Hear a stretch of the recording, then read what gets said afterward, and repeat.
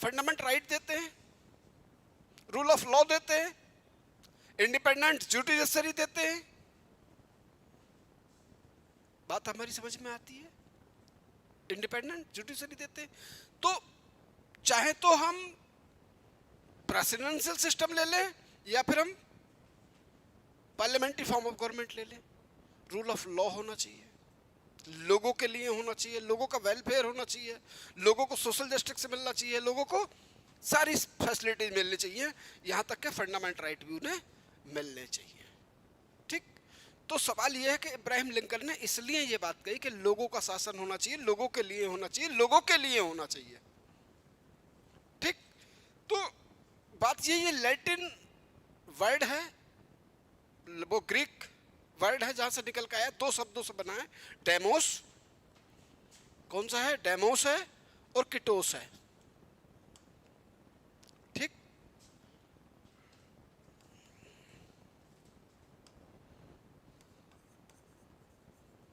Demos का मतलब लोग हैं, ठीक, प्यूपिल है, और एक है किटोस की, सुनो एक मिनट,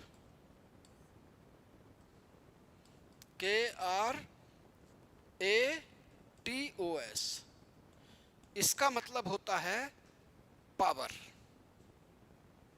इसका मतलब होता है पावर।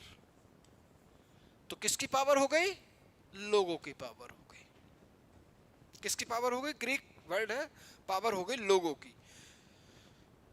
अगर आप देखेंगे कि यहाँ कुछ लोगों ने अलग अलग तरीके से इसे डिफाइन किया। So democracy means rule of the people.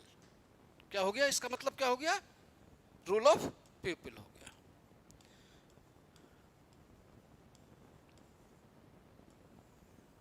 अब इसे अलग अलग लोगों ने अपनी अपनी डेफिनेशन दी। ठीक, अब्राहम लिंकन ने कहा कि डेमोक्रेसी क्या है? Democracy is the government of the people, by the people, for the people. ठीक, तो ये तो एक यूनिवर्सल डेफिनेशन है इसकी। ठीक, तो ये तो लगभग सभी लोगों के जुबान पर रहती है। ठीक, अब आप देखेंगे कि इसकी जो और डेफिनेशन दी है डाइसी ने। डाइसी को जानते हो? Yes, rule of law, rule of law, AV Dicey. वो कहते हैं democracy is a government in which the body of election is a large portion of the nation.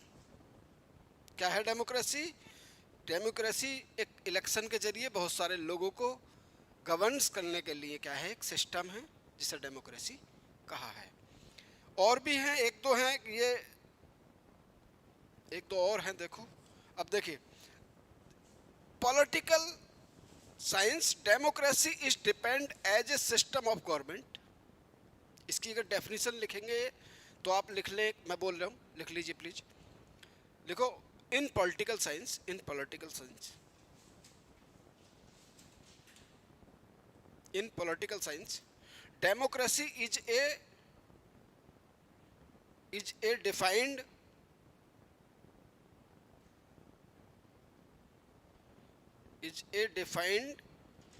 As a system of government. Underline, as a system of government, इसे underline रखेंगे आप। As a system of government, underline रखेंगे नहीं? ठीक, in which ultimate authority, in which ultimate authority, ultimate authority rest with the people, rest with the people।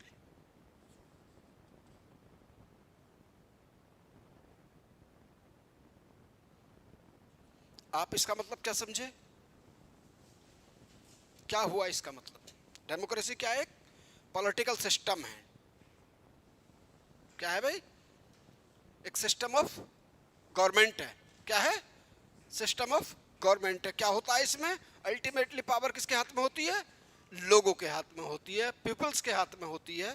ठीक, तो इसी में लिखना एक लाइन और है फुल स्टॉप के बाद, आइदर डायरेक्टली और और through elected representative, through elected representative.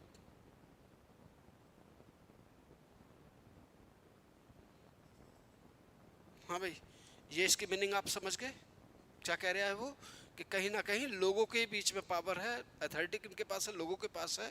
वो डायरेक्ट लोगों से चुने या इनडायरेक्ट बैठे, पावर किसके हाथ में, लोगों के हाथ में। अब डेफिनेशन की बात ये रही थी, डेफिनेशन आप तो ही याद रख लीजिएगा, डाइसी की और अब्राहम लिंकन की, ये अपने से काम चल जाएगा। इसलिए बहुत सारी डेफिनेशन लोगों ने दे रखी है, लेकिन अगर आप इतने से चलाते हो काम तो चल जाएगा उसमें।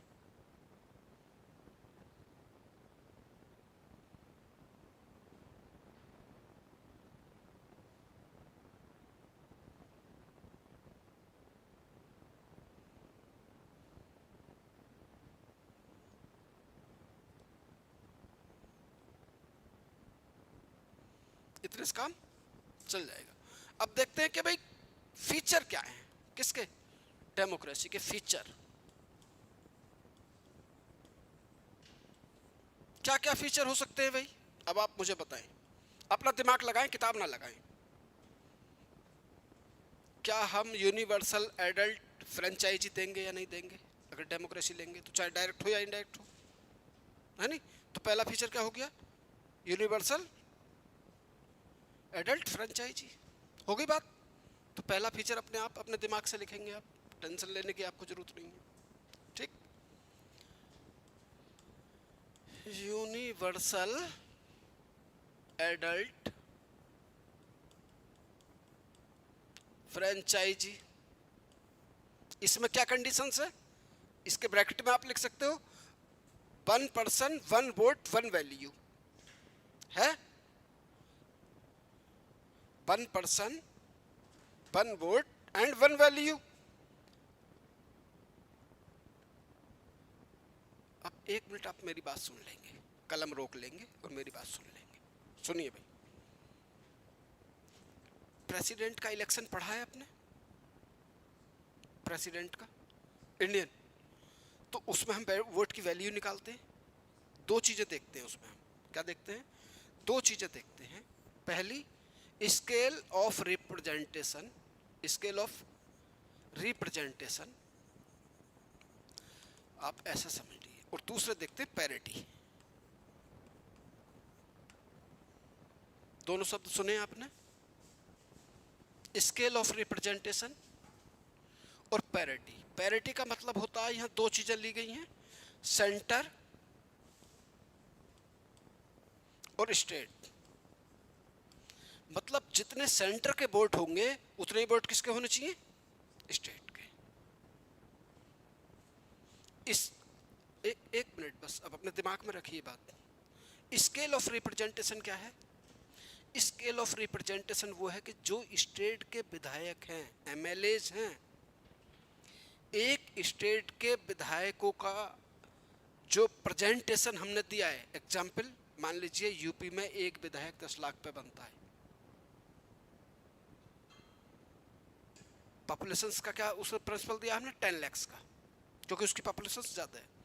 अगर 10 लाख का ही रिप्रेजेंटेशन या 10 लाख का ही वाला प्रिंसिपल सीधा अरुणाचल प्रदेश में इंप्लीमेंटेशन कर दिया जाए तो मेरे ख्याल से 3 विधायक बनेंगे।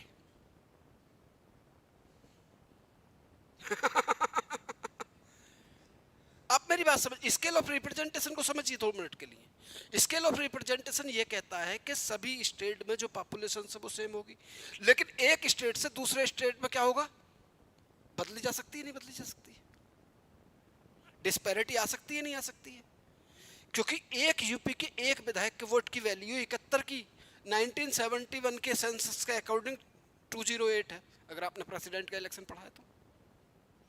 और तमिलनाडु और झारखंड इसकी आती है 176, और बिहार के एक विधायक के वोट की वैल्यू आती है 175। अब देख कम वाले में देखते हैं, सिक्किम के एक विधायक के वोट की वैल्यू 7, अरुणाचल प्रदेश के एक विधायक के वोट की वैल्यू 8। कितनी डिस्पैरिटी है। कहोगे सर ये तो हमने पढ़ा ही नहीं उसमें इलेक्शन में। प्रेसिडेंट के इलेक्शन में ये पढ़ा ही नहीं। अब देखिए कितनी डिस्पैरिटी है, एक विधायक के वोट की वैल्यू कितनी है, 8 है। अरुणाचल प्रदेश की और यूपी के की कौन सी पॉपुलेशन से, 1971 से। तो आप देखिए कितने डिस्पैरिटी है। तो अगर एक स्केल ऑफ रिप्रेजेंटेशन एक स्टेट में सारे विधायकों के बीच में सेम होगा, लेकिन दूसरे स्टेट की कोई गारंटी नहीं है, तुक्के से हो जाए ठीक है। जैसे झारखंड और तमिलनाडु के एक एक विधायक के वोट की वैल्यू, वो तुक्का हो सकता है, लेकिन कोशिश ये करनी चाहिए स्केल ऑफ रिप्रेजेंटेशन। उसके पीछे कॉज क्या है? आर्टिकल 168 में ये बात बताई गई है कि किसी भी स्टेट लेजिस्लेचर में मैक्सिमम 500 सीट हो सकती है, 500, और मिनिमम 60। क्यों? क्योंकि 60 वो मिनिमम नंबर है जो किसी लेजिस्लेचर को चलाने के लिए कंपलसरी है। हमने यहां कुछ लोगों को छूट दी है। 371 के जो आर्टिकल है हमारे संविधान में, उसने कह रखी है कि भैया गोवा वाले बोले सर इतना नहीं हो पाए, 40 रख लो, वो एक्सेप्शन है उसका। तो आप मेरी बात जो समझें, तो मेरे जो कहने का मतलब था कि जो यूनिवर्सल एडल्ट फ्रेंचाइजी है उसका क्या मतलब है कि 1 वोट है, 1 पर्सन है और 1 वैल्यू है। वोट की वैल्यू कैसी होगी? सेम होगी। ऐसा नहीं आपके वोट की वैल्यू कुछ और होगी, मेरे की कुछ और होगी। तो पहली कंडीशन तो ये हो गई कि पहला फीचर है उसका क्या है? यूनिवर्सल। अब देखिए चाहे यूएसए हो या यूके हो, इलेक्शन हो रहा है या नहीं हो रहा? चाहे चाइना हो या पाकिस्तान हो, बांग्लादेश हो, अभी हो गया इलेक्शन उसमें। बेशक अब क्या आरोप आप लगा रहे हैं मैं उसे नहीं कह रहा, लेकिन इलेक्शन हो रहा है नहीं हो रहा? कैसे हो रहा है? यूनिवर्सल एडल्ट फ्रेंचाइजी मिली हुई है। किसे मिली हुई है? सिटीजन को मिली हुई है। कैसा सिटीजन होगा? जिसकी एज 18 होगी। आप पहले मेरी बात समझ गए? एक ही बात होगा, एक ही आदमी होगा, एक ही वोट होगा, उसके एक वोट की वैल्यू सेम होगी, चाहे आप किसी भी जाति और धर्म या रिलीजन के, इससे हमारा कोई मतलब नहीं है। आर्टिकल 14 और 15 आपको यहाँ मिला हुआ है कि इसका हमारे साथ कोई लेना देना नहीं है कि आप किस जाति धर्म के हो, वैल्यू सेम है। जब प्रेसिडेंट के इलेक्शन की बात आती है तो वैल्यू बदलती है, ठीक। चलिए दूसरी कंडीशन से हो सकती है। पहली कंडीशन तो आपको मिल गई।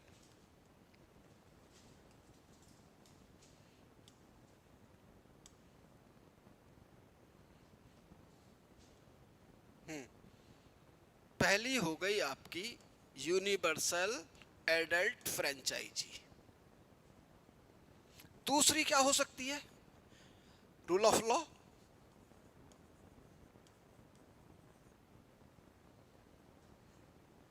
क्या होगा बेटा दूसरा फीचर?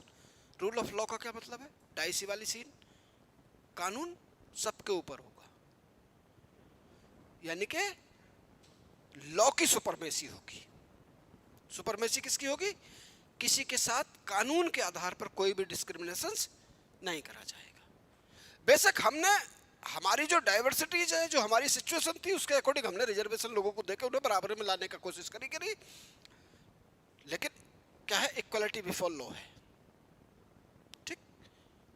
यूके में भी है, यूएसए में भी है। यूएसए में क्या है? इक्वल प्रोटेक्शन ऑफ लॉ है, मतलब रूल ऑफ लॉ है। टोटल मार के आप ये बात माने, कानून से ऊपर ना वहाँ का प्रेसिडेंट है, ना वहाँ का कोई पीएम है, ना कोई पर्सन है।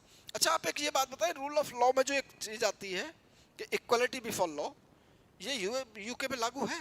दिया तो इन लोगों ने ही हमें, ये डाइसी नहीं दिया ना, वहाँ नहीं है, वह पूरी तरीके से सेम नहीं है। जैसे वहाँ का जो हाउस ऑफ लॉर्ड्स है उसमें आज भी कुछ परिवारों की सीटें रिजर्व है, तो वो अपने आप खुद में वायलेंस करते हैं उसका, ठीक। मेरा मतलब वहाँ तक आपको लेके जाना नहीं, रूल ऑफ लॉ है या नहीं है। डेमोक्रेसी का दूसरा फीचर क्या है? अगर ये है तो डेमोक्रेसी है। ये फीचर अगर है किसी कंट्री में तो क्या है? वो डेमोक्रेसी है। नहीं है तो वो डेमोक्रेसी नहीं है। मेरी बात समझ लीजिए। तीसरा, फंडामेंटल राइट होंगे नहीं होंगे? फंडामेंटल राइट भी होंगे सबके, ठीक।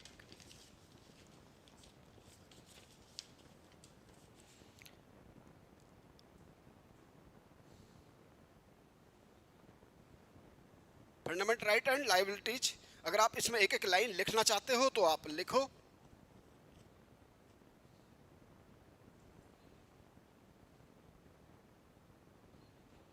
देखो fundamental right and liabilities, fundamental right and liabilities लिखो, freedom of speech, expression, religion, ETC. Indian constitution में अगर हम आकर देखते हैं तो क्या मिलता है, हमें मिलती है ये चीजें नहीं। यहां पॉलिटिकल साइंस में एक फायदा और है, यह रिपीटेशंस बहुत है, या नहीं है? चीजें वही घूमती रहती हैं, चीजें वही घूमती रहती हैं। जस्टिस में भी फंडामेंटल राइट पढ़ गए हम, या नहीं? लिबरलाइजेशन में हमें सारी चीजें मिली, तो यहाँ रिपीटेशंस बहुत है। तो आप मेरी बात समझ गए। चलिए लिखिए दूसरा, फ्री एंड फेयर इलेक्शन। होगा नहीं होगा भाई? फ्री एंड फेयर इलेक्शन होगा। अब देखिए फेयर इलेक्शन, आप हंस रहे हैं, ये बात हमें अच्छी नहीं लग रही है आपकी। आरोप प्रत्यारोप डेमोक्रेसी में फायदा है, ये मेजोरिटी और माइनॉरिटी का फर्क है, ठीक? तो क्या होगा भाई? रेगुलर इलेक्शन आर कंडक्ट, इसमें क्या लिखेंगे आप? हाँ देखिए, फ्री एंड फेयर इलेक्शन, दूसरा तीसरा फीचर हो गया, तीसरा या चौथा, तीसरा ही होगा मेरे ख्याल से।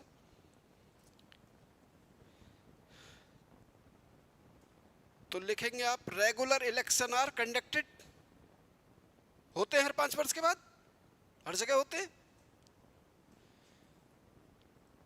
एक लिखें आप इंडिपेंडेंट जुडिशरी,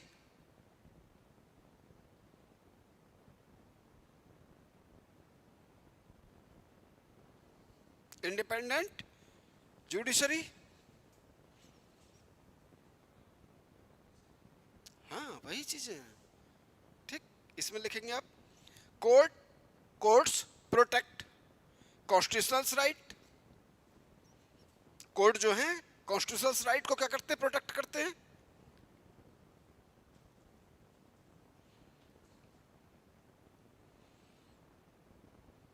एक पॉइंट, हालांकि पॉइंट अभी कई एक हैं, लेकिन एक और इम्पोर्टेंट लिखो, बाकी अगर चाहोगे तो मैं समझा दूंगा उन्हें। लिखिए आप, majority rule with minority right, ये भी बात है, देखिए भाई, majority rule and minority right. Minority right,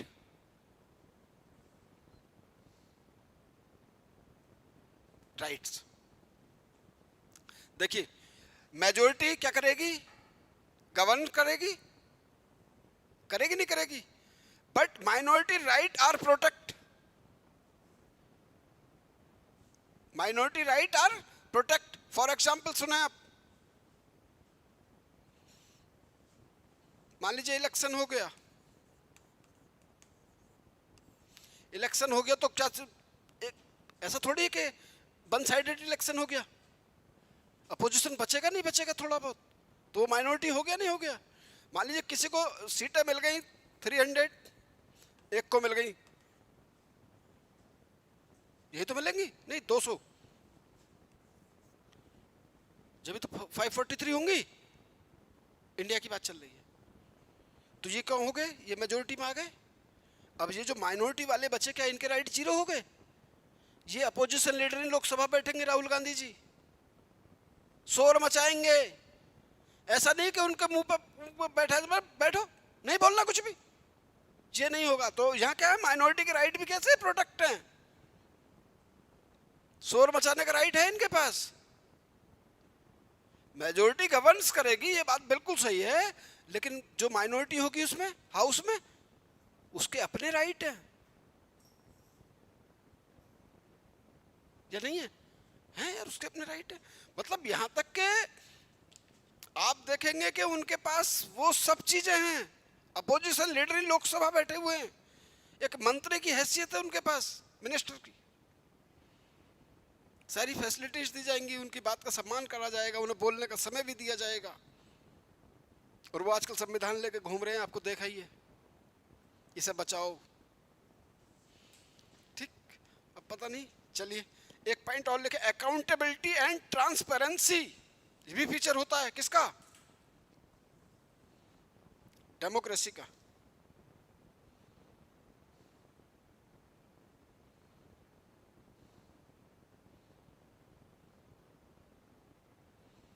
इसमें लिख ले government is responsible to peoples.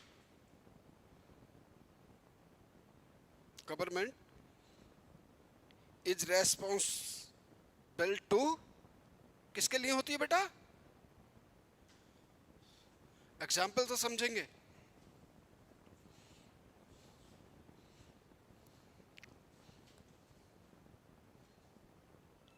होगी बात?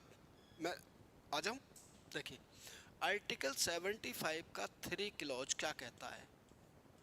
वो कहता है कि जो मंत्री परिषद है, कौन है? COM है और PM है, ये कलेक्टिव रूप से रेस्पॉन्सिबल है लोकसभा के लिए। इस बात को समझना है बस आपको, तब आपकी समझ में ये बात आ जाएगी। और ट्रांसपेरेंसी भी होनी जरूरी है। तो अभी तो अकाउंटेबिलिटी समझ रहा हूँ मुझे, ठीक? किसके हैं? कलेक्टिव रूप से, कलेक्टिव रेस्पॉन्सिबल है। किसके लिए? LS के लिए। कैसे हैं वो समझिए आप। मान लीजिए ये पार्लियामेंट है, इसमें 543 लोगों का इलेक्शन होकर आया। सुनते रहे ना, आज कितने लोगों का इलेक्शन होना है? 543 का। किसे मेजोरिटी में कहेंगे हम? जो 274 ले लेगा, वही तो सरकार बनाएगा। 274 क्या है? ये 543 का वो मिनिमम नंबर है जो दो लोगों को नहीं मिलेगा, किसी एक को ही मिलेगा।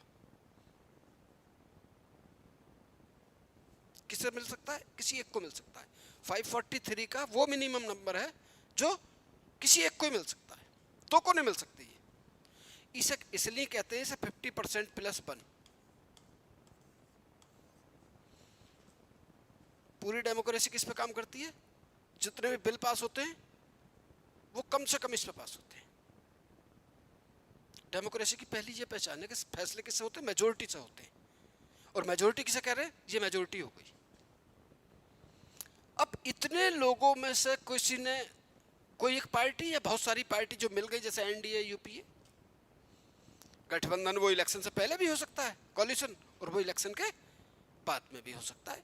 और कई बार चेहरा क्लियर कर देते हैं कि अगर हम बने तो हम इस आदमी को PM बनाएंगे।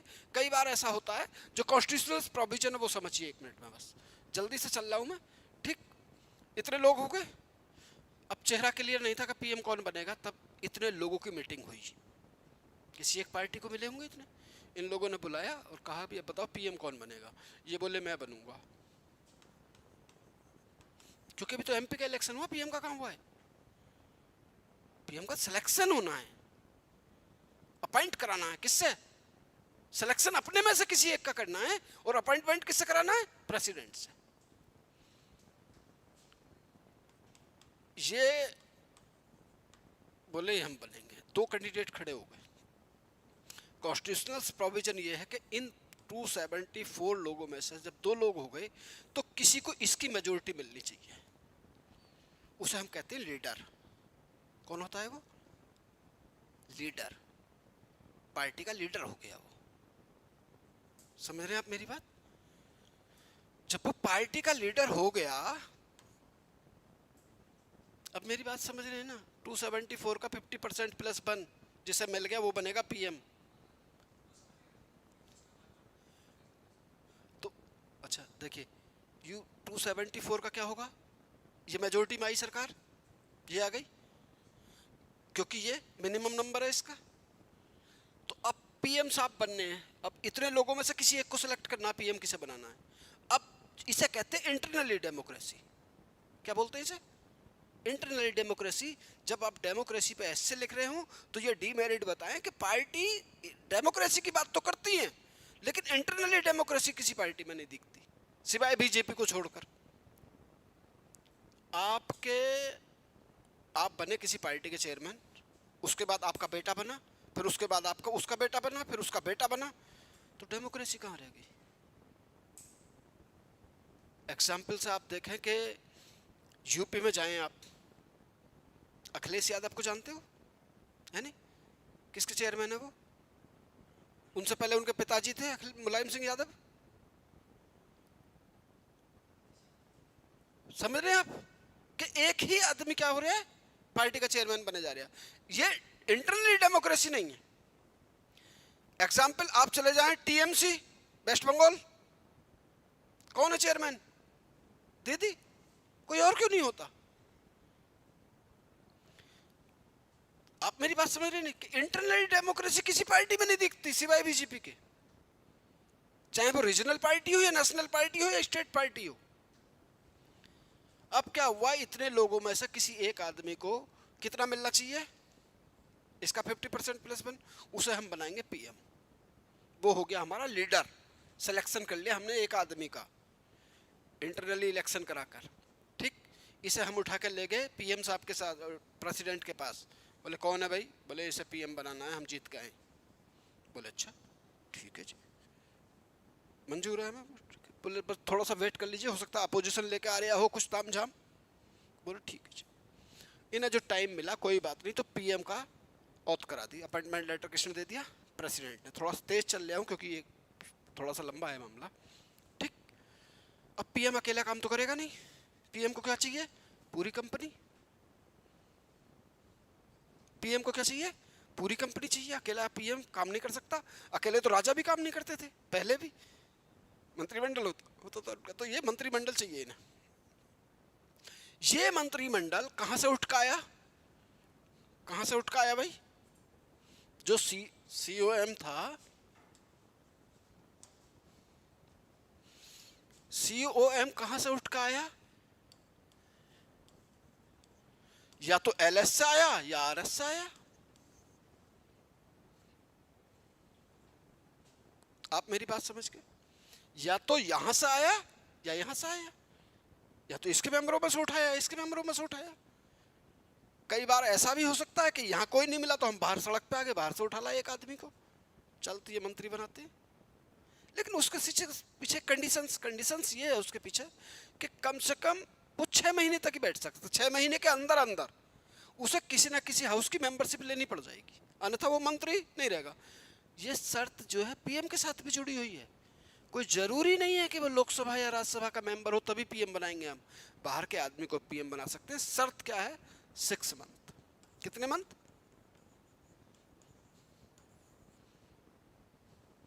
रिस्क लेते नहीं है हम जनरली, और ले भी ले तो फिर हम कर भी देते हैं। इतने जुगाड़ हैं। जो आप हंस रहे थे ना कि सर हर 5 वर्ष की ट्रांसपेरेंसी होती है, तो वो इलेक्शन में ट्रांसपेरेंट फेयर एंड, हाँ भाई, ये लोग किसके कलेक्टिव रूप से रेस्पॉन्सिबल हैं। मतलब इन पे ये जो हमारी एग्जीक्यूटिव है, इसका कंट्रोल लेजिस्लेटिव पे होगा या नहीं होगा, क्योंकि ये लोग कहां से बने थे इसमें? एलएस से, आरएस से। लेजिस्लेटिव के लोग ही तो बने थे ये वाले, तो इनका इस पे कंट्रोल होना चाहिए नहीं होना चाहिए? ये एग्जीक्यूटिव वाले मंत्री बने और सो गए, मंत्री बने सो गए कि फुर्सत तो मुझे भी थी देश के लिए, लेकिन पेट भर गया तो नींद आ गई, ठीक। तो ऐसा तो नहीं हो गया। तो ये कैसे पूछे इनसे कि भी काम कैसे कर रहे हो आप? अब अगर ये काम नहीं करेंगे तो हमारी पार्लियामेंट के पास एक पावर होती है नॉन कॉन्फिडेंशियल मोशन, है नॉन कॉन्फिडेंशियल मोशन के जरिए पूरी मंत्रिपरिषद को हटा देंगे। किसी एक मंत्री को नहीं हटाएंगे, जब हटाएंगे तो सबको हटाएंगे। और यहाँ लिखा हुआ है कि अगर ये पास हो गया तो पीएम साहब को रेजिग्नेशन करना पड़ेगा, और जैसे ही पीएम साहब रेजिग्नेशन करते हैं ये अपने आप गिर जाते हैं। इनकी कोई जरूरत नहीं रेजिग्नेशन की किसी मंत्री की। आप पहले हमारी बात समझ गए क्या है? कलेक्टिव रूप से रेस्पॉन्सिबल है। किसके लिए? लोकसभा के लिए, ठीक। तो जो अकाउंटेबिलिटी एंड ट्रांसपेरेंसी, अकाउंटेबिलिटी समझ में आ गया? इनकी जनता के प्रति क्या है? अकाउंटेबिलिटी है। अगर ये करेंगे गड़बड़ तो ये जनता के जो रिप्रेजेंटेटिव वहां बैठे हैं, कैसी डेमोक्रेसी है हम? इनडायरेक्ट डेमोक्रेसी, डायरेक्ट नहीं है। तो ये क्या करेंगे? इनसे जवाब लेंगे, इनसे क्वेश्चन पूछेंगे। क्वेश्चन हावर का नाम आपने सुना होगा पार्लियामेंट में, star, non star, short term, है नहीं। कुछ लोगों को क्या करेंगे? बुला लेंगे, भाई साहब क्या कर रहे हो? HRD मिनिस्टर हमने आपको बनाया, हमारे गांव में स्कूल बनना है नहीं बनना, हमारे शहर में स्कूल बनना? बोले नहीं बनना है यार। बोले तो एक काम करो, अब आपके बस की काम नहीं है करना, हटाओ इन्हें भाई। विश्वास हो गया, विश्वास नहीं रहा। तो अकाउंटेबिलिटी, अब देखिए ट्रांसपेरेंसी की बात देखिए, एक ट्रांसपेरेंसी और समझ लीजिए आप थोड़ी सी, फिर आगे बात करेंगे। तो आपने एक नाम सुना होगा, है नहीं, BUDGET, क्या बोलते हैं इसे? हाँ यही बोलते हैं, सुना है ना इसका नाम? बजट पास कौन करती है? LS और RS, सेंस पार्लियामेंट। कौन करती है भाई? पार्लियामेंट करती है, करती है बजट पास। पैसा किसका है? लोगों का है, चाहे वो इनडायरेक्ट गया है, डायरेक्ट गया, टैक्सेबल गया, नॉन टैक्सेबल गया, या GST के जरिए गया, पैसा किसका है? लोगों का है। डेवलपमेंट किसका होना चाहिए? लोगों का होना चाहिए। अब इस बजट को ऑडिट करने के लिए आपने एक नया, एक कॉन्स्टिट्यूशनल पोस्ट है, नाम सुना होगा, controller auditor general of India. Article 148 पूरी हैं 51 तक, यहाँ से यहाँ तक उसकी पावर्स एंड रेस्पॉन्सिबिलिटीज डिसाइड की गई हैं आर्टिकल 140 से 151 तक, ठीक। उसमें काम क्या है, इसका काम क्या है, एक लाइन में समझ लीजिए, ऑडिट करना। किसका? बजट का। कैसे? जब खर्च हो चुका होता है तब पोस्टमार्टम करता है ये भी, जब आदमी खर्च कर चुका होता है ऑडिट करेगा, किसका कितना पैसा कहाँ कहाँ खर्च करा। जब बजट पढ़ाऊंगा तो बताऊंगा, अभी आप फिलहाल इतनी सी बात समझिए कि मैं आपको सिर्फ ट्रांसपेरेंसी दिखा रहा हूँ। बजट का ऑडिट हुआ, किसने करा? कैग ने करा। रिपोर्ट प्रेसिडेंट को दी, प्रेसिडेंट इस रिपोर्ट को लेकर पार्लियामेंट में पहुंचे, और पार्लियामेंट में इस रिपोर्ट को सीधा PAC को, पब्लिक अकाउंट कमेटी को ट्रांसफ़र कर दिया गया, सेंड कर दिया गया। मेरे कहने का मतलब ये है कि जनता के पैसे का ऑडिट जनता से हमने कराया है, इसे कहते हैं चेक एंड बैलेंस। RTI क्या है? Right to information act, transparency की बात करती है नहीं। आपके ऑफिस से कोई भी जानकारी हम ले सकते हैं, कितने दिन में ले सकते हैं? 24 घंटे के अंदर अंदर ले सकते हैं, ठीक। 30 दिन के अंदर अंदर ले सकते हैं। 24 घंटे में अगर किसी की पर्सनल मामला है तो 24 घंटे में ले लेंगे, अन्यथा तो हर हालत में आपको 30 दिन में देनी पड़ेगी, ठीक। सिटीजन चार्टर, हर डिपार्टमेंट को पता है, उसने अपना एक सिटीजन चार्टर लगा रखा है कि हमारे ऑफिस में आओगे तो आपको इतने दिन में हर काम हो मिलेगा। क्या है ये? ट्रांसपेरेंसी है। ये हर चीज़ क्या हो रही है? ट्रांसपेरेंटी के साथ हो रही है, और वो ये बता रहा है कि हमारा डिपार्टमेंट इतने दिन में ये काम कर देगा। चलिए एक लास्ट पॉइंट और है इसका, लिखिए, पॉपुलर सॉवर्जिनिटी। पॉपुलर सॉवर्जिनिटी होनी चाहिए नहीं, ये तो पहले ही पॉइंट बताना था, हम लास्ट में बता रहे हैं इसे।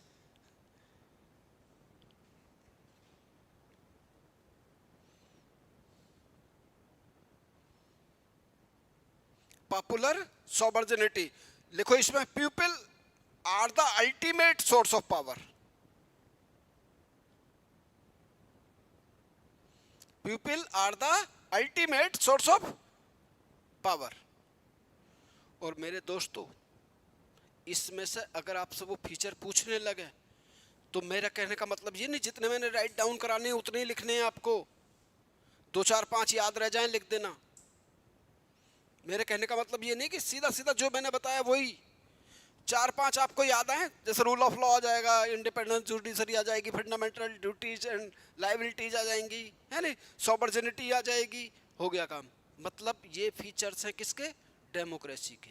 इसमें से एक भी फीचर नहीं है तो वो डेमोक्रेसी नहीं है। इसमें से अगर एक भी फीचर नहीं है तो वो डेमोक्रेसी नहीं है। अब आप पूरी कंट्री में घूम के मुझे बताओ कहाँ आपको ऐसा लगता है कि वहाँ डेमोक्रेसी नहीं है, एक नॉर्थ कोरिया को छोड़कर। ईरान में डेमोक्रेसी है, बेशक वो मोनार्की अलग है, कॉन्स्टिट्यूशनल मामला है। अन्य जितने वो हो रहे हैं ना वो प्रोटेस्ट, इतने हैं? अफगानिस्तान को कह सकते हो बिल्कुल, आज आज कह सकते हो, लेकिन वो कहीं ना कहीं चलने लगा, रिलीजियस स्टेट है वो। जैसे पाकिस्तान क्या रिलीजियस स्टेट है, सेकुलर नहीं है। सेकुलर का मतलब होता है इंडिया, जहां सभी धर्मों का सम्मान किया जाता है लेकिन किसी धर्म को प्रोटेक्ट नहीं किया जाता, किसी रिलीजन को प्रोटेक्ट नहीं किया जाता है लेकिन हर रिलीजन का सम्मान किया जाता है। पाकिस्तान में इस्लामिक स्टेट है, अफगानिस्तान इस्लामिक स्टेट हो रहा है, मतलब वहां मोमेडेंस के लिए कोई कानून बनेगा तो वहां के जो माइनॉरिटी हैं, जो हिंदू हैं, वो ये आरोप नहीं लगाएंगे, बोले सर ये गलत हो रहा है, देखो हमारे साथ ऐसा नहीं हुआ। हम कहां गए? एग्जाम्पल इंडिया में आइए बाप, जब हमने माइक हटवाए ना मंदिर पे से, मस्जिद पे से, तो हमने चर्च से भी उठवाए। यूपी की बात बता रहे हैं हम आपको। हाँ, जो माइक जान रहे हो ना, वो अजान होती है उसमें। अरे यार कहाँ रह रहे हो आजकल, इंडिया में नहीं हो क्या? हाँ मैं बता रहा हूँ, कभी आज बीजेपी की गवर्नमेंट है, क्या हिंदुओं के लिए कानून बनने, सबके लिए बनने? मुसलमान ये आरोप नहीं लगा सकते अब जाके मोहम्मदन कि नहीं सर हमारे साथ तो गलत हो रहा है, हमारे फंडामेंटल राइट का जीरो कर दिया, हमें गिरा के मार रहे हैं लोग। नहीं, हम कैसे नहीं है, रिलीजियस स्टेट नहीं है हम। कैसे स्टेट है हम? सेकुलर स्टेट है। पाकिस्तान में ये एलिगेशन लगते ही है, अफगानिस्तान में ये एलिगेशन लगते ही है, वहां की जो सिख कम्युनिटी है वो आरोप लगाती है अफगानिस्तान में कि नहीं हमारे साथ यहाँ एक्सटॉर्शन के शिकार हो जाते हैं हम कभी कभी। इंडिया में सेकुलर कंट्री है और डेमोक्रेसी की ये पहचान है। रिलीजियस स्टेट, सभी धर्मों का सम्मान किया जाएगा लेकिन किसी भी धर्म को गलत नहीं बताएंगे हम लोग। हाँ, उसकी कुछ गलत बातें हो तो उस पर जरूर कानून बनाएंगे हम। अगर उसकी कुछ गलत बातें हैं जो एसेंशियल पार्ट ऑफ रिलीजन नहीं है तो उसे हम हटाएंगे। हमने तो आर्टिकल 55 में यह बात कह रखी है कि आप अपने धर्म का प्रचार भी कर सकते हो, लेकिन प्रचार का मतलब कन्वर्ट नहीं करोगे आप किसी को लालच देकर। अगर ऐसा होगा तो फिर हम क्या करेंगे, रीजनेबल रिस्ट्रिक्शंस लगाएंगे, रोकेंगे आपको वहां कि गलत हो रहा है। ऐसे कई केस क्रिश्चियन कम्युनिटी से पहुंचे, सुप्रीम कोर्ट ने कहा नहीं गलत बात है बिल्कुल, ऐसा कैसे हो जाएगा? नहीं है, बिल्कुल नहीं है, बिल्कुल कैसे है, रीजनेबल है, मन माने नहीं है। रीजनेबल रिस्ट्रिक्शंस कैसे हैं? रीजनेबल है, मन माने नहीं है। एग्जाम्पल, आपको आर्टिकल 19 हमने दिया है कि भारत के किसी भी स्टेट में जाकर आप घूमें, कोई भी ट्रेड करें, है नहीं? अब आप कहते हैं कि मैं तो वेपन्स का ट्रेड करूंगा, तो इससे सोसाइटी को खतरा हो सकता है नहीं? सभी लोगों को अगर आप बंदूकें बांटोगे तो फिर क्या होगा, वायलेंस बढ़ेगा घटेगा? तो भाई साहब इस पर लगना नहीं चाहिए। भाई पढ़ने आए हो या गोलीबारी करने आए हो? आप हमारी बात समझ गए? क्या करेंगे, कैसे होंगे रिस्ट्रिक्शंस, कैसे होंगे? रीजनेबल होंगे, क्योंकि इससे सोसाइटी को खतरा हो सकता है, इसलिए आप इस ट्रेड को नहीं करोगे, ये हमारी जिम्मेदारी है। हम पे पूरी फैक्ट्रियां हैं इसकी, आप क्यों टेंशन ले रहे हो? अगर देश को कोई खतरा होगा तो हम, हमारी आर्मी पे कौन कौन से वेपन्स हैं, बहुत अच्छे अच्छे वेपन्स हैं जी।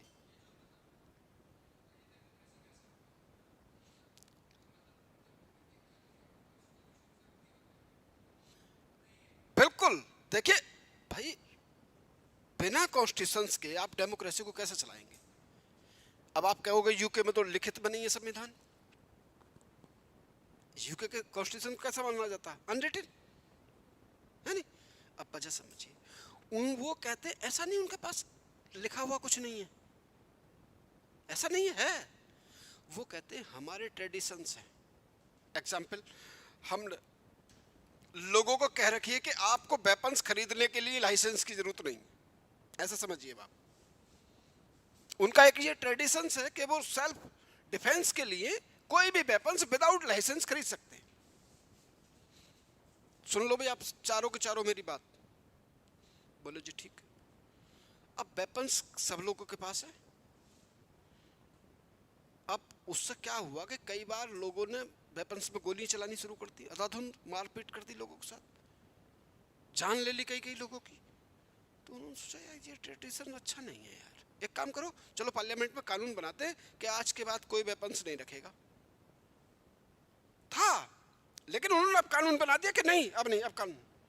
यही संविधान में संशोधन हो गया, अमेंडमेंट भी हो गया उनका, और ये एक ट्रेडिशन क्या हो गया, फिक्स हो गया कि अब कोई वेपन्स नहीं खरीदेगा, खरीदेगा तो लाइसेंस लेगा हमसे। तो आप उसकी टेंशन ना लें, सारी चीजें बहुत फिक्स है। अच्छा दूसरी बात ये हम आपको बताना चाह रहे हैं कि आप ज़्यादा सारी चीज़ों की जानकारी होनी चाहिए, लेकिन फिलहाल अपना काम निकाल लेते हैं, तब देखेंगे कुछ नहीं। फीचर्स समझ में आ गए बिल्कुल पूरी तरीके से। अगर आपको 4-5 भी याद हैं तो आप उनमें से अपना काम चला सकते हो। इतने की पॉइंट मैंने आपको दे दिए हैं, की पॉइंट है नहीं उसके ये। तो चलिए नेक्स्ट देखते हैं इसमें कि टाइप ऑफ डेमोक्रेसी। हाँ बेटा, टाइप ऑफ डेमोक्रेसी कितने टाइप की हो सकती है डेमोक्रेसी? डायरेक्ट डेमोक्रेसी भी होती है क्या? होती है भाई। कैसी है डायरेक्ट? आपने क्यों नहीं ली? इंडिया ने क्यों नहीं ली डायरेक्ट डेमोक्रेसी?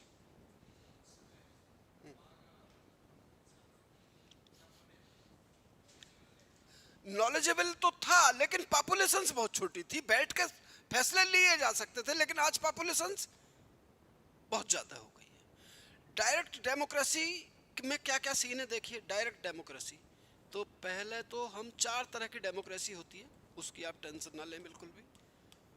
4 हो गए 5 हो गए, चलो जो भी हो गए। एक तो होती है डायरेक्ट, एक है इनडायरेक्ट, एक है लिबरल, और एक है सोशल। सोशल डेमोक्रेसी अपने आप लगाते रहेंगे इसके साथ, है नहीं? ये डेमोक्रेसी लगा देंगे और यहाँ भी डेमोक्रेसी लगा देंगे, ये भी डेमोक्रेसी लगा देंगे। कितने टाइप की है भाई? 4 टाइप की। डायरेक्ट डेमोक्रेसी का मतलब होता है, ये सब सिर्फ आज अगर कहीं कंट्री में कहीं दिखती है तो है स्विट्जरलैंड। कहाँ दिखती है? स्विट्जरलैंड में। डायरेक्ट डेमोक्रेसी का मतलब क्या? अब हमारी बात समझिए। डायरेक्ट डेमोक्रेसी का मतलब होता है कि पॉपुलेशन बहुत कम है, सीधे लोग बैठे, कोई समस्या हुई, पंचायत करी, वहां जो फैसला हो गया, डेमोक्रेसी, डायरेक्ट डेमोक्रेसी। यहां फैसले कैसे हो सकते हैं? सीधे फैसले हो सकते हैं, यानी कि यहां की जनता वहां के लॉ मेकिंग में क्या कर रही है? सीधा पार्टिसिपेट कर रही है। लॉ मेकिंग में क्या कर रही है? सीधा पार्टिसिपेट कर रही है। ठीक। अब जब जनसंख्या बढ़ जाए तो हमने वहां के लोगों को रेफरेंडम, राइट टू रिकॉल, ये क्या दे रखी है? ये पावर हमने उसे दे रखी है। ठीक। डायरेक्ट डेमोक्रेसी क्या है कि people directly participate in decision making. एक लाइन में समझ सकते हो आप पूरी बात को। डायरेक्टली क्या कर रहे हैं? पार्टिसिपेट कर रहे हैं डिसीजन मेकिंग में, लॉ मेकिंग में। एक लाइन में समझ लीजिए। ठीक। स्विट्जरलैंड में रेफरेंडम होगा, इनिशिएटिव ले सकते हैं, रिकॉल ले सकते हैं। ठीक। लाइन में ब्रैकेट में आप लिख सकते हो, लिखो डायरेक्ट डेमोक्रेसी। हाँ, डायरेक्ट में, डायरेक्ट डेमोक्रेसी में।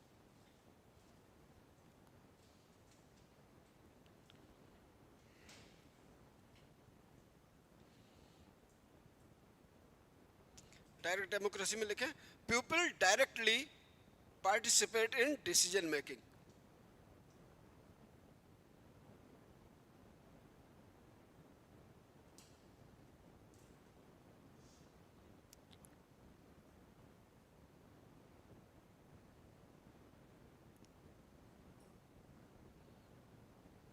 डिसीजन मेकिंग है नहीं, और पार्टिसिपेट इन डिसीजन मेकिंग को अंडरलाइन रखेंगे आप, अंडरलाइन।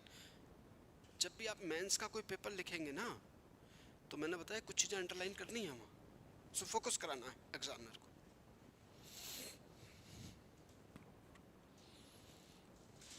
आज भी आप बुक्स पढ़ते हैं तो मैं कहता हूँ अंडरलाइन करके पढ़ें और उसके कुछ पॉइंट ऊपर लिख लें।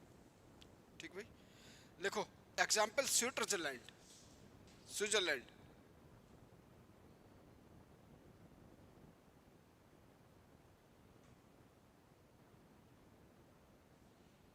ब्रैकेट में लिखते हैं रेफरेंडम, रेफरेंडम, इनिशिएटिव और रिकॉल, राइट टू रिकॉल। ये सारे राइट किसके पास है? जनता के पास है। रेफरेंडम के जरिए जनमत संग्रह कराएंगे और सरकार को हटा देंगे।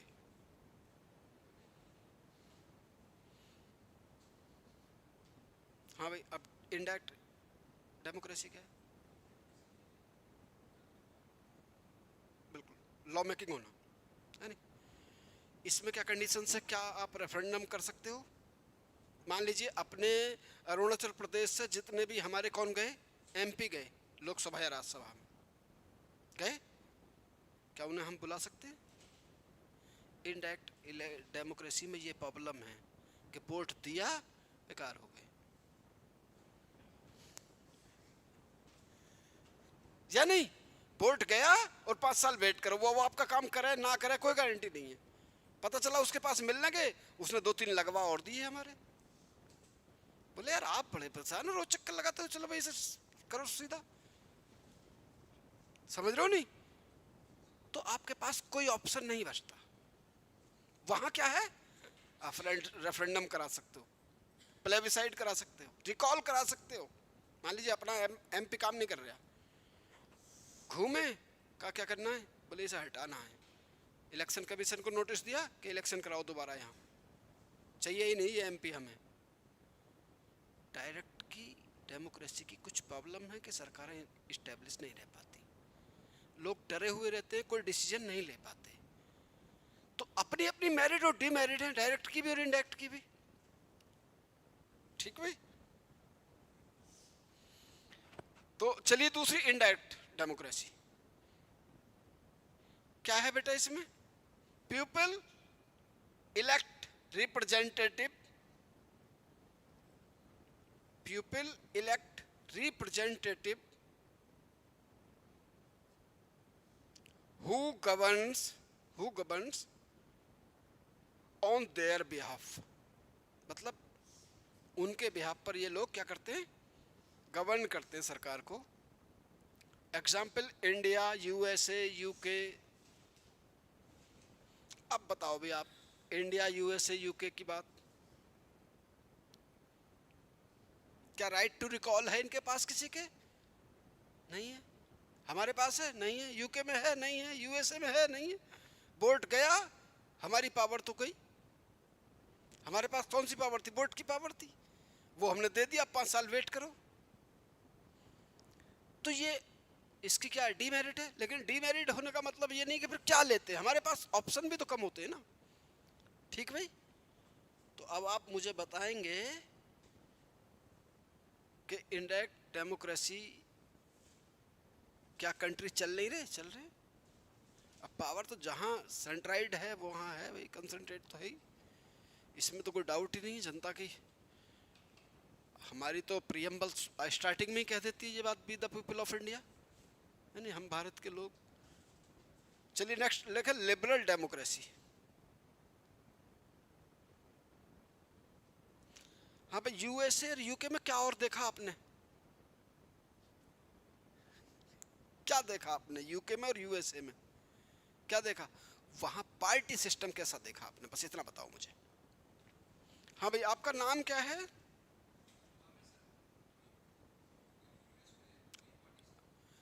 है नहीं? आप हमारी बात समझ रहे हैं? वहां कितनी कितनी पार्टियां हैं? सिर्फ 2 ही 2 पार्टी हैं। अगर यूएसए में देखें तो रिपब्लिक और डेमोक्रेटिक 2 पार्टी हो गई। यूके में जाए तो क्या देखें? लिबरल और कंजर्वेटिव 2 पार्टी हुई। और अपनी इंडिया में अगर आकर देखा जाए तो यह तो हर घर में 2-4 पार्टी है, नहीं है? यहां तो हर घर में 2-4 पार्टी हैं। आप हमारी बात समझें इस बात को। तो लिबरल डेमोक्रेसी की ये कैरेक्टरिस्टिक्स है कि मल्टीपल पार्टीज होंगी, उसमें मल्टी पार्टीज होंगी, मल्टी पार्टी सिस्टम होगा, ठीक है, रूल ऑफ लॉ भी होगा, इंडिपेंडेंस जुडिशरी होगी, ये भी उसकी कैरेक्टरिस्टिक्स है किसकी, लिबरल डेमोक्रेसी की। तो हमें कहाँ रखोगे अब आप, इंडिया को कहाँ रखोगे, लिबरल में रखोगे या इंडायरेक्ट में रखोगे? लिबरल में रखी जाएगी भाई, मल्टी पार्टी सिस्टम है, no doubt, rule of law है बिल्कुल, नो डाउट, और इंडिपेंडेंस जुडिशरी है बिल्कुल है। तो हम कौन से में आएंगे भाई, लिबरल। एक सेंस में और भी लिबरल में हम क्यों आते हैं, हम सेकुलर कंट्री हैं। अगर यूके और यूएसए वाले इंडायरेक्ट डेमोक्रेसी हैं, वो अपने आप को नेता मानते हैं, तो आप हमारी बात समझ लीजिए, नेता बनने की पावर हमारे ही अंदर है और किसी के है नहीं। इतनी ज्यादा डाइवर्सिटीज को लेकर हम चल रहे हैं, इतने रिलीजन्स को लेकर चल रहे हैं, ये लेकर चले, समझ में आ जाएगी इनकी बात है। इतनी सारी जो हमारे पास जो इतने डाइवर्सिटीज है, मैंने कही नहीं, एक वाइट कपड़े लेडी पहन लगी तो एक जगह वो विडो हो गई, एक वाइट कपड़ों में मैरिज हो रही है।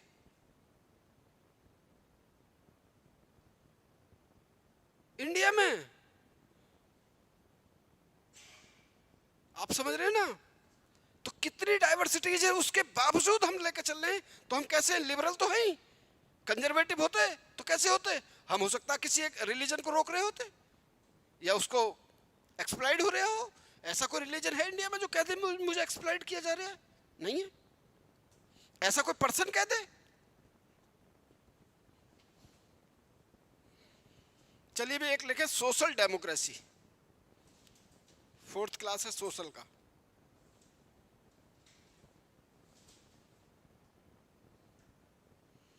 इसकी टर्म एंड कंडीशंस क्या है?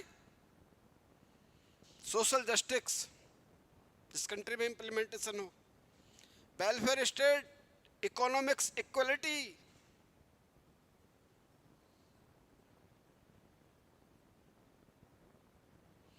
हम आपको सच बता रहे हैं कि इंडिया जैसा सिस्टम किसी के पास नहीं।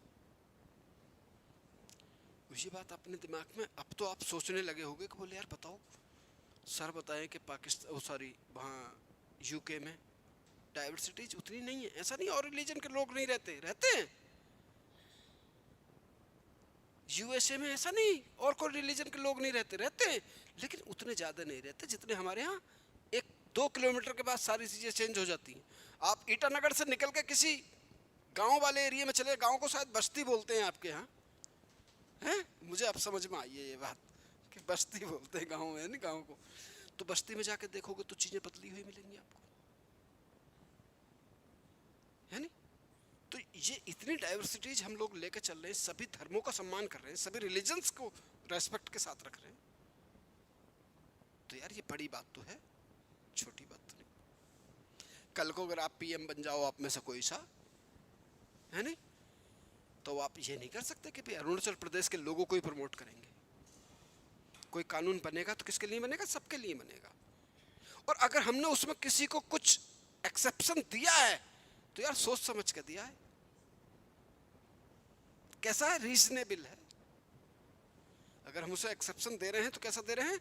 सोच समझ कर दे रहे हैं, दिमाग हमारा बिल्कुल खराब नहीं है। ठीक भी दोस्तों, चलिए टाइप हो गए भाई, टाइप ऑफ डेमोक्रेसी हो गई, फीचर हो गए, डेफिनेशन हो गई, ठीक। अब देखिए इसके principle of democracy, principle of democracy, principle of democracy क्या क्या हो सकते हैं? अपना दिमाग लगाओ। क्या लिबर्टी हो सकती है? बिल्कुल है। कैसी लिबर्टी? चाहे वो रिलीजन वाली हो या हमारी पर्सनल बॉडी की हो, राइट टू लाइफ हो, हर आदमी के पास है। आर्टिकल 15 हम कहते हैं कि इस इन बेस पे हम क्या नहीं करेंगे, उसके साथ कोई डिस्क्रिमिनेशन नहीं करेंगे। तो पहला प्रिंसिपल क्या है? फ्रीडम होनी चाहिए, लिबर्टी होनी चाहिए आदमी के पास, ठीक। दूसरा इक्वलिटी, है, यूएसए में भी है, यूके में भी है, इंडिया में भी है, आस पड़ोसियों में भी है।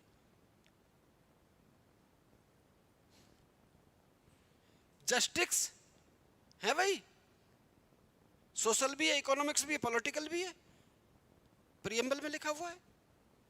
यूएसए में भी है, यूके में भी है।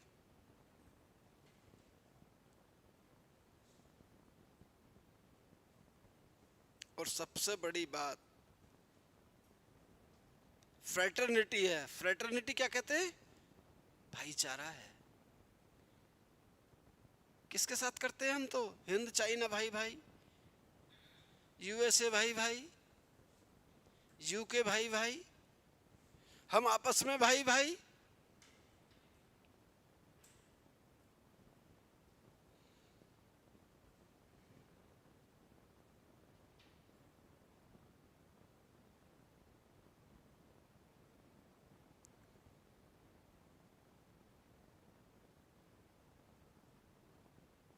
नीचे एक लाइन लिखो, these principle are reflected in the constitution of India. देखते हैं आपको,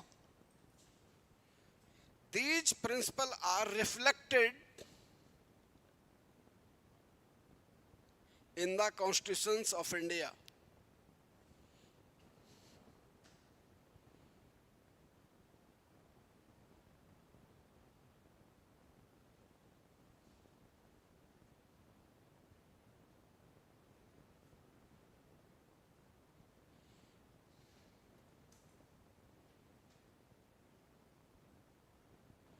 देखिए, एक लाइन में और थोड़ी थोड़ी बातें लिख लीजिए।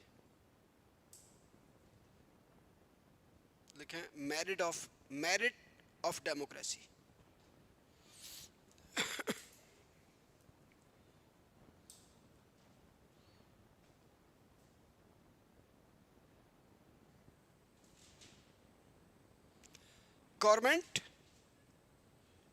गवर्नमेंट इज अकाउंटेबल है या नहीं? अगर किसी ने, सरकार ने वायदा करा है और वो वायदा पूरा नहीं हुआ है तो सरकार दोबारा नहीं बनी है।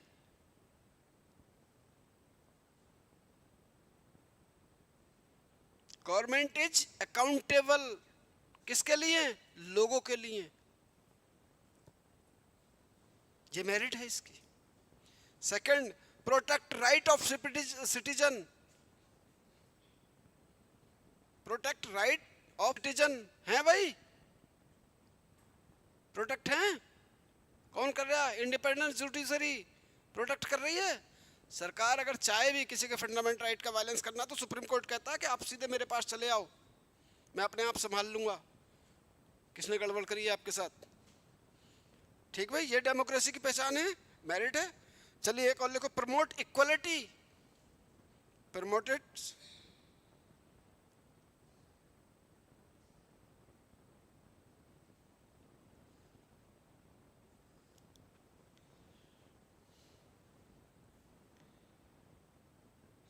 और एक लाइन लिखें, उसे अंडरलाइन करके लिखें, सही करके तरीके से। लास्ट वाली लिखें, peaceful change of government. Peaceful change of government. समझाऊंगा मैं, आप इसकी टेंशन ना लें। पीसफुल चेंज ऑफ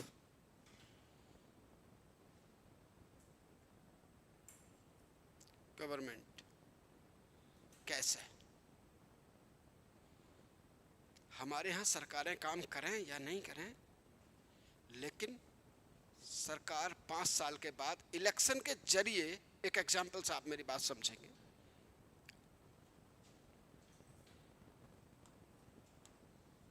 सुनिए, 2014 की बात बता रहे हैं। टाइम हो गया क्या आपके जाने का? 1 मिनट सुन के जाइए। 14 की बात बताते हैं।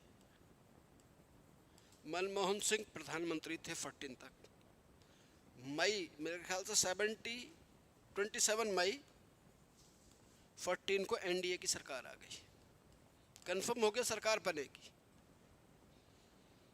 और ये तब तक प्रधानमंत्री रहते हैं जब तक नया प्रधानमंत्री नहीं आ जाता। ये हमारी कंडीशंस होती हैं हर पोस्ट के साथ। तब तक वो इनएक्ट बना रहता है, कार्यवाहक बना रहता है। 26 नाइट में मनमोहन सिंह जी प्रेसिडेंट के पास पहुंचे और उनसे अपना रेजिग्नेशन देकर चले आए। उन्हें पता थी कि अगली सरकार उनकी बननी है, क्योंकि हमारे पास मेजोरिटी नहीं है, और जब तक ये रेजिग्नेशन नहीं देते नरेंद्र मोदी जी प्रधानमंत्री नहीं बन सकते थे। मेरे कहने का मतलब है, जो जनता के फैसले को सुप्रीम माना जाता है, इसी बात का एग्जाम्पल आप पाकिस्तान चल कर लें। पाकिस्तान में सत्ता का परिवर्तन, जो गवर्नमेंट चेंज होती है, वो हमेशा बंदूक के बल पे होती है, इलेक्शन के जरिए नहीं होती। तो ये डेमोक्रेसी की ये क्या है, एक बहुत अच्छी करैक्टरिस्टिक्स है हमारी, कि हमारे यहाँ जो सत्ता का परिवर्तन होगा वो कैसे होगा, पीसफुल तरीका। पीसफुल तरीका क्या है, इलेक्शन होगा, जिस पार्टी को मेजोरिटी मिलेगी वो सरकार बनाएगा, डन। तो कैसा होगा वो, उसकी मेरिट ये भी है। अब डीमेरिट में क्या लिखेंगे, अब आप अपना दिमाग लगाइए। डीमेरिट में पहले स्लो डिसीजन मेकिंग, काम लटकते रहते हैं डीमेरिट में। दूसरा एक्सपेंसिव इलेक्शन, इलेक्शन बहुत ज़्यादा खर्चीले होते हैं, बार बार इलेक्शन होते हैं, है नहीं।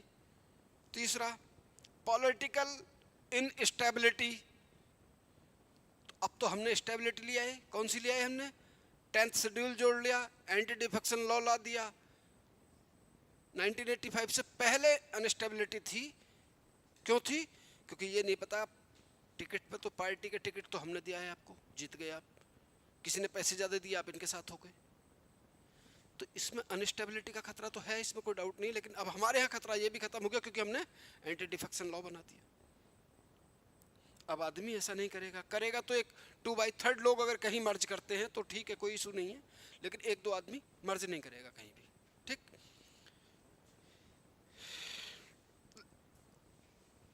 चलिए ठीक है, इतना से तो ठीक है, आप इन्हें जाने दीजिए, इनकी हैं। हाँ,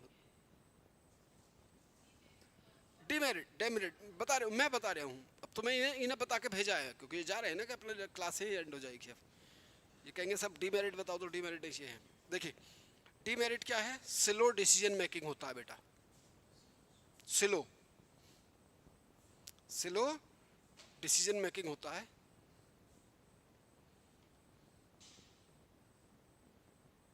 होता है नहीं होता है, काम लटकते रहते हैं, टलते रहते हैं, ठीक। दूसरा एक्सपेंसिव इलेक्शन, इलेक्शन कैसे हैं, खर्चीले हैं। अच्छा एक बात बताओ, जब म्यूनसिपलिटीज का इलेक्शन होता है तो आप तो शायद, हाँ आप तो पंचायतों में भी पार्टिसिपेट करते होगे, पंचायत के इलेक्शन में, सरपंच के में, सरपंच बोलते हैं आपके यहाँ, क्या सरपंच बोलते हैं, है नहीं। तो सरपंच का इलेक्शन होता है तो क्या क्या बढ़ता है डीमेरिट या नहीं है। और जब आप डीसी बन जाओगे तो क्या आपकी ये जिम्मेदारी है इन चीजों को रोकना है, इन्हें क्या रोकना है आपको, ये रोकना है, ये डीमेरिट है।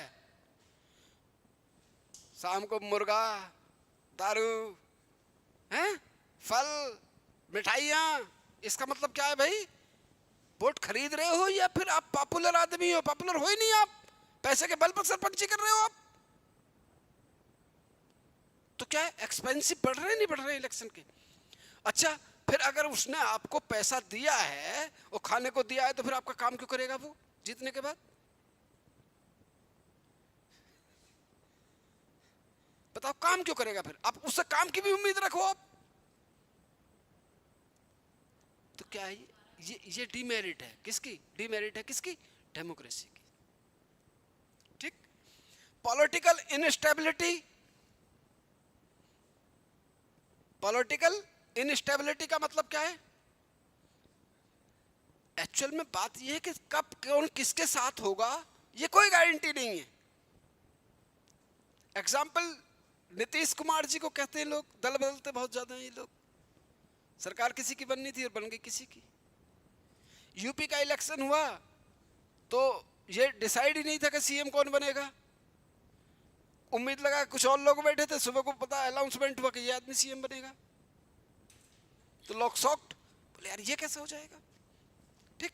तो क्या है कि सरकारें अनस्टेब्लिश होती थी 1985 से पहले, जब हमारे पास एंटी डिफेक्शन लॉ नहीं था। लेकिन आज क्या है, आज हमारे पास एंटी डिफेक्शन लॉ है, इतनी आसानी से दल बदल नहीं होते हैं। राजीव गांधी जी को सबसे बड़ा खतरा यही तो था, जब उनकी मम्मी एक्सपायर हो गई थी, तो राजीव गांधी जी को लगा कि यार मैं बहुत, शायद 411 सीटें जीती थी उन्होंने, आज तक का हाईएस्ट है। आज तक किसी खां को उतनी सीटें नहीं मिली लोकसभा की। तो उन्हें यही खतरा था कि यार ऐसा ना हो कि अब मैं नया आदमी हूँ, मैं तो पायलट था यार, मुझे तो पॉलिटिकल में रुचि ही नहीं थी, तो मम्मी जी एक्सपायर हो गई तो मेरी मजबूरी है यहाँ आना। अच्छा, सिंपैथी भी मिली थी इन लोगों को, माता जी के जाने की सिंपैथी मिली, तो लोगों ने टूट टूट के वोट दे दिए, और 411 सीटें अपने आप में आज तक का हाईएस्ट है। ठीक, कोई बात नहीं। तो राजीव गांधी जी को यही खतरा था कि अगर ये लोग बैठे रहे तब तो मैं कुछ कर सकता हूँ, ऐसा ना हो कभी पता चला आज मैं ऑफिस गया हूँ, कल को सुबह को पता चला मेरे साथ कोई नहीं है। तो अनस्टेबिलिटी हमेशा बनी रहती है, लेकिन अब उस पर सुधार किया, आप बताएंगे उसमें कि ये हमने सुधार किया है, एंटी डिफेक्शन लॉ बनाया कि उतनी आसानी से अगर 2/3 लोग ही अंदर जाएंगे, कहीं मर्ज करना चाहते हैं तो वो कर सकते हैं, बाकी एक दो आदमी नहीं जा सकता। हाँ भाई, condition for success of successful democracy, success कैसे करा जाए डेमोक्रेसी को। Yes, condition for success of democracy,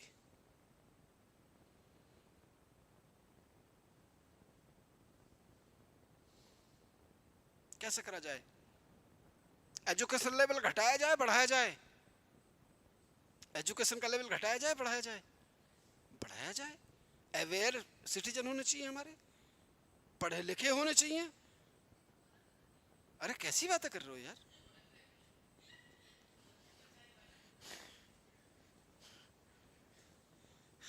ऐसा ऐसा नहीं है।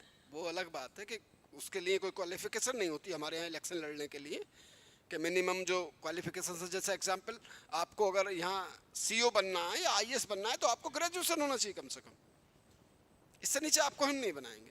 क्योंकि आप कौन सी है, हमारी परमानेंट एग्जीक्यूटिव है यार, ये हमारी नॉन परमानेंट एग्जीक्यूटिव होती है, 5 साल के बाद आती जाती रहती है, लेकिन जो हमारा सिस्टम है वो हमेशा बैठा रहता है, सरकारें चलती रहती हैं। चलिए भाई, तो पहला पहला पॉइंट क्या बताएंगे, education, educated and aware citizen होना चाहिए, अवेयर सिटीजन। दूसरा, स्ट्रॉन्ग अपोजिशन पार्टी होनी चाहिए, अपोजिट पार्टी होनी चाहिए, कैसी होनी चाहिए।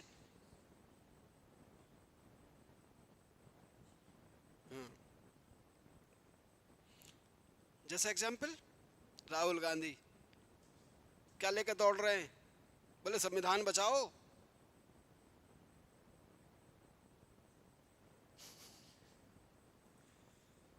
हाँ भाई, क्या लेकर घूम रहे हैं। 2014 में ये आदमी अपोजिशन लायक भी नहीं बचे थे, इतना प्रचंड बहुमत आया था, समझ लो। अब तो बैठ रहे हैं, तो हमने ये 1967 के बाद से ये प्रोविजन कर दिया है कि पार्लियामेंट में जो सबसे बड़ा दल होगा, सबसे बड़े दल का मतलब है कि जिसे 1/10 सीटें मिल जाएंगी आउट ऑफ 543 का, उसे हम opposition leader in Lok Sabha appoint करेंगे। और उसके पास वो सारे राइट होते हैं जो एक किसी मिनिस्टर के पास, कैबिनेट मिनिस्टर के पास होते हैं। तो अपोजिशन जितना मजबूत होगा उतना शोर मचेगा, रूलिंग पार्टी कैसे चलेगी, बिल्कुल सीधी होकर चलेगी, पहले अपोजिशन ध्यान रख रहा है। तो डेमोक्रेसी की जो एक मेरिट कह सकते हो, या उसका सक्सेसफुल में उसका जो कंट्रीब्यूशंस कह सकते हो, वो अपोजिशन का भी अपने आप में मायने रखता है। 67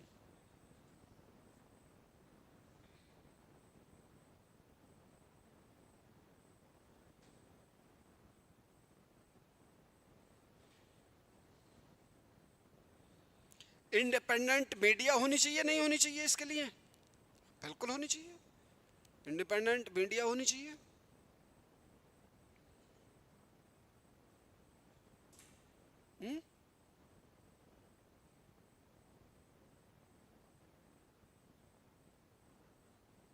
इंडिपेंडेंट मीडिया होनी चाहिए, ईटीसी कर दो, हो गया काम खत्म, ज्यादा बोलना ही नहीं है। अरे कुछ जुडिशरी तो है ही, आप कह सकते हो इंडिपेंडेंट मीडिया है उसमें।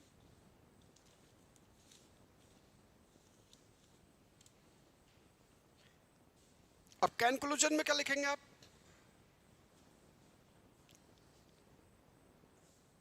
कंक्लूजन में democracy is not just a form of government, लिखेंगे democracy is not just a form of government but a democracy is not just a form of government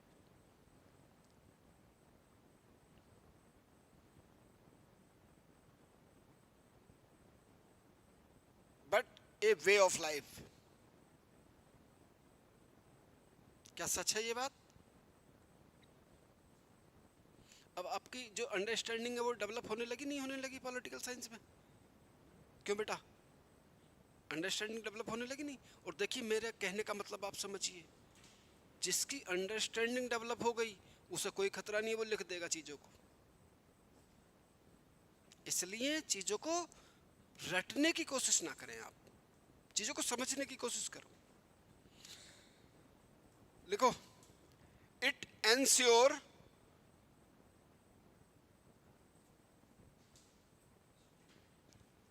it ensure participation, हाँ conclusion में ही है, participation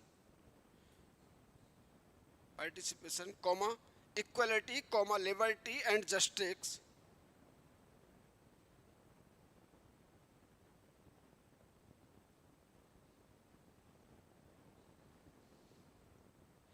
equality liberty and justice ETC कर दो, tension को ले रहे हो।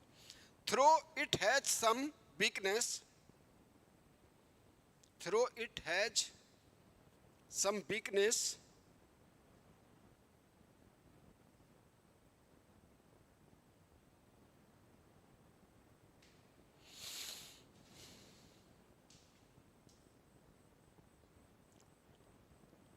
लिखा बेटा,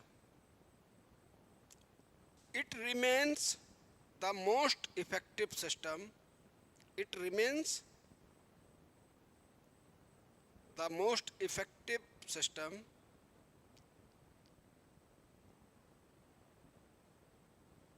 for protecting human dignity, for protecting human dignity and promoting political stability.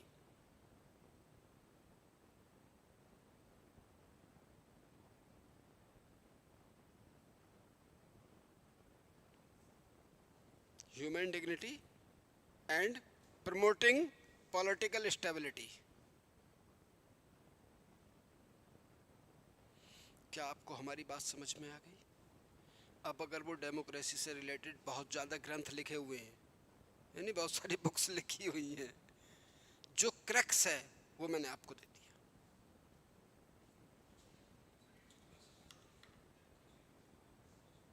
कौन सी? क्लासिकल डेमोक्रेसी एक्चुअल में ये थी, हम बता रहे हैं आपको, जिसे हम डायरेक्ट डेमोक्रेसी कह सकते हैं। यस, कैसे? लोग बैठे बातें रखी, लेकिन पावर क्या है, कुछ लोगों के हाथ में थी, आम लोगों के पास में पावर नहीं थी।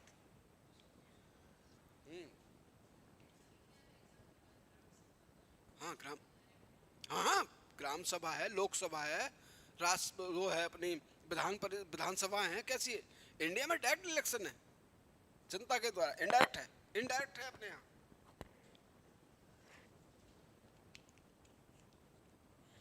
अगर हम अपनी डेमोक्रेसी की बात करें तो हमें सारे फीचर्स मिलते नहीं मिलते इसके? कितने फीचर है भाई डेमोक्रेसी के बेटा? रूल ऑफ लॉ है, popular sovereignty, free and fair election है, यूनिवर्सल एडल्ट फ्रेंचाइजी। फीचर हैं, इंडिया में हैं सारी चीजें नहीं। इलेक्शन की बात ऐसी करी है हमने कि इलेक्शन कहीं कहीं डायरेक्ट ले आए हमने और कहीं कहीं इनडायरेक्ट ले आए, समझ रहे हो। पंचायतों में डायरेक्ट इलेक्शन है। तो भाई देखो, अब का जब इलेक्शन हो तो इन बातों का ध्यान रखना है। किसी ऐसे आदमी को कैंडिडेट बनाना है जो आपको परेशान ना करे, आप उसे परेशान ना करो।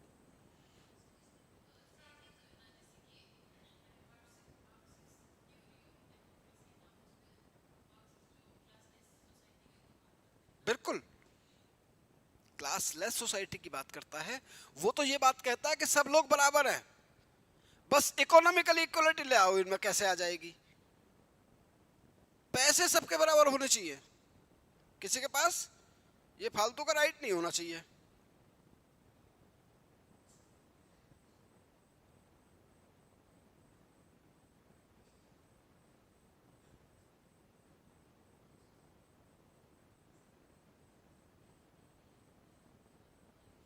यही यही बात कहता है मार्क्सिस्ट। यही बात कहता है कि किसी का कोई मैरिज नहीं होगी, मतलब सोसाइटी क्लासलेस होगी, किसी के साथ कोई डिटरमिनेशन नहीं होगा, कौन किससे मैरिज करेगा कोई टेंशन नहीं है। ठीक, ऐसा संभव था? मार्क्सवादी है। ऐसा संभव था? नहीं था। ऐसा संभव नहीं था। हाँ हाँ, बिल्कुल सही बोल रही हैं ये। चलिए इसे मैं अंदर देता हूँ इस नोट्स को जाके। ठीक, उसके बाद में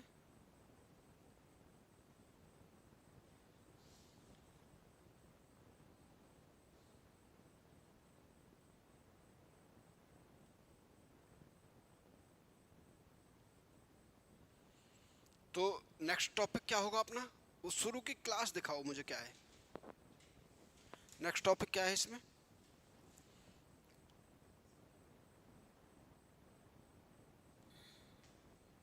पावर है नहीं?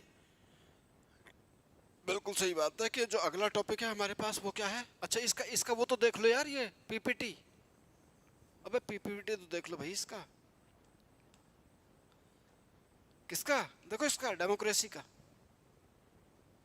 ये देखिए बाप, डेमोक्रेसी।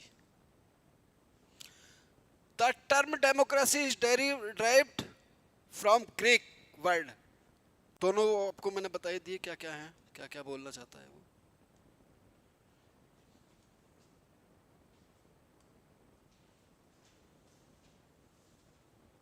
इसका मतलब सीधा प्यूपिल और इसका मतलब पावर। पावर कहां से मिल रही है? लोगों से मिल रही है। ठीक, main rule of the people, एक ही लाइन का मतलब है rule of people. It was direct या पार्टिसिपेट डेमोक्रेसी, डायरेक्ट या इनडायरेक्ट कह सकते हैं हम उसे। ठीक है,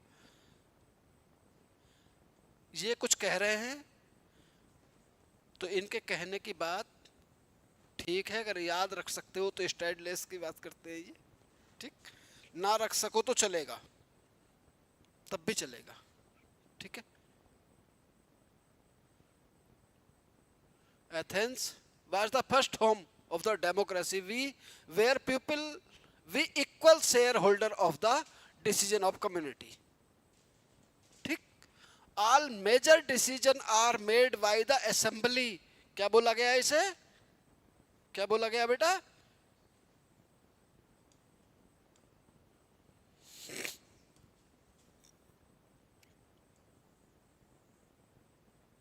क्या बोला गया है इसे? ये बोला गया है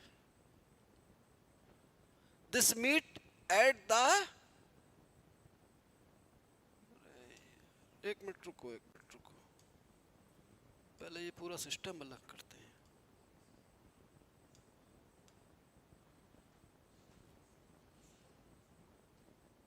एलिसिया, ये कहा गया है इसे। ठीक, मैं बता रहा हूँ, एक पार्लियामेंट का नाम ले सकते हैं हम, ग्रीक वर्ड है और कुछ नहीं। Last 40 time a year, public official bear are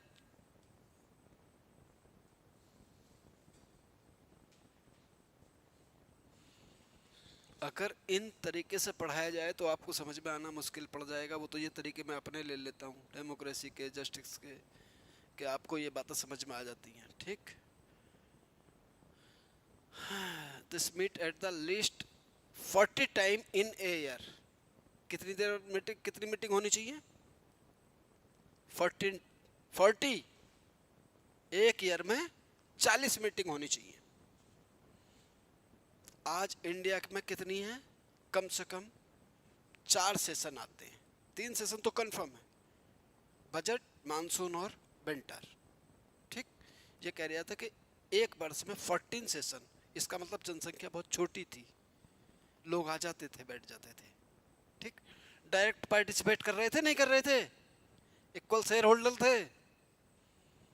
ठीक ठीक, काउंसिल कंसिस्ट ऑफ, तो क्या दिक्कत क्या है उसमें? ठीक, चलिए अब आगे देखते हैं।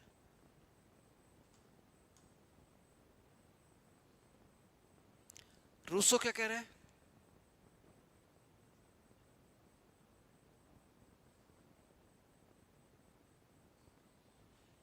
क्या कह रहे हैं वो?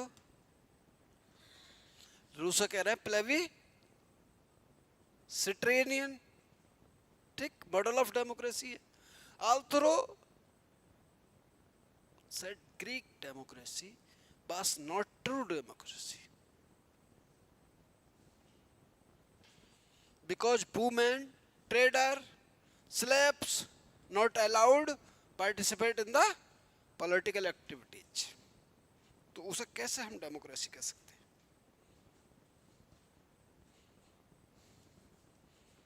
ठीक भाई, ये बात तो समझ में आ गई आपको? Representative model liberal, Abraham Lincoln जो कह रहे हैं वो मिल गया। ये रहा, देखो,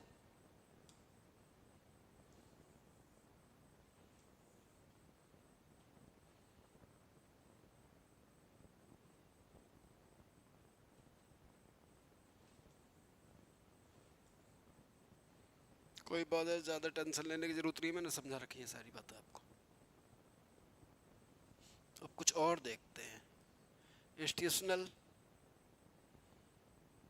erectile democracy, people elect their representative through various electoral means, first past the post.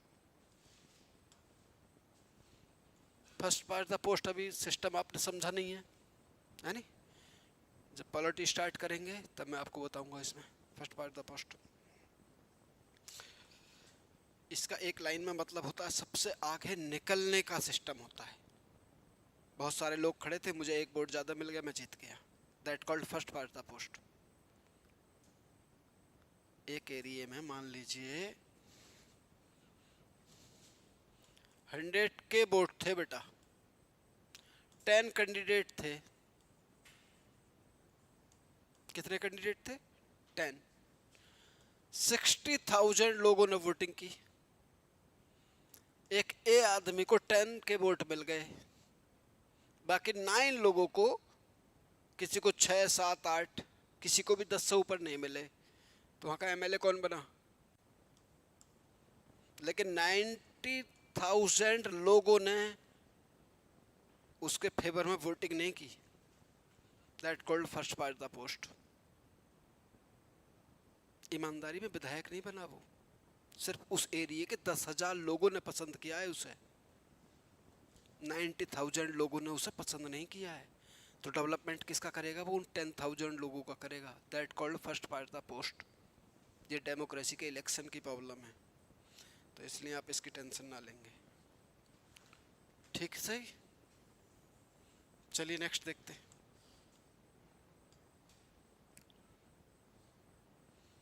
Value popular मिल गए। वैल्यू या फीचर?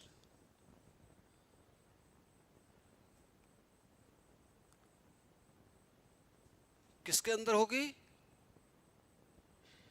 लोगों के अंदर होगी।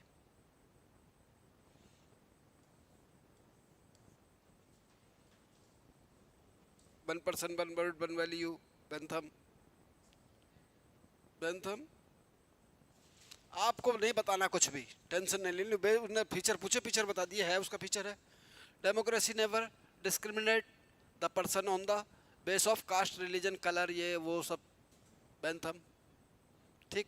Liberal democracy provide liberty males right law, उसमें कोई टेंशन आपको नहीं लेनी, आपको सिर्फ बता देनी है दो चार चीजें जो।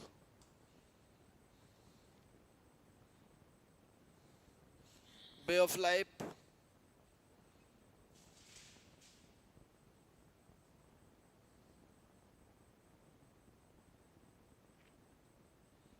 मार्क्सिस्ट क्रिटिकल, टू वर्ड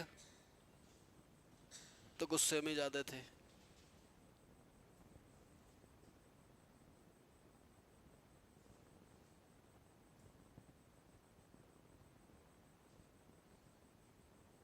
ये तो यही शब्द बोलते हैं कि जब तक ये एवोल्यूशन नहीं होगी, इससे पहले कुछ नहीं होगा। तो इन्हें तो बताते रहना, आप जब भी कोई सोसाइटी डेमोक्रेसी लिखे तो आप बता देना कि ये तो गुस्से में ही ज्यादा थे।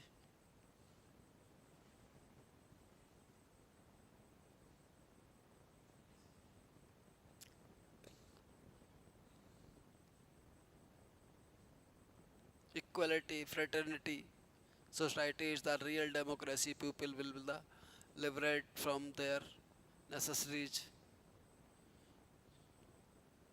Neo model of representative democracy, ठीक। प्रोटेक्टिव मॉडल वो सबके पास है।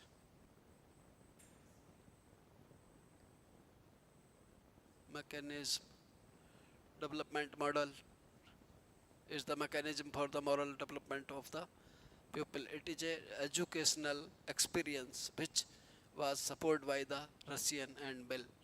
वो कह रहे हैं कि अगर पढ़े लिखे लोग होते तो बात कुछ और होती है, नहीं। MP MLA बनने के लिए किसी एजुकेशन क्वालिफिकेशंस की ज़रूरत नहीं है। चलिए भाई,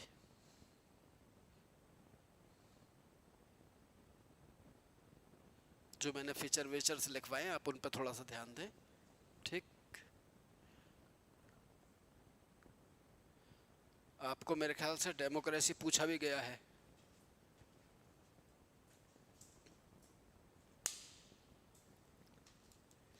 चलिए, थैंक यू।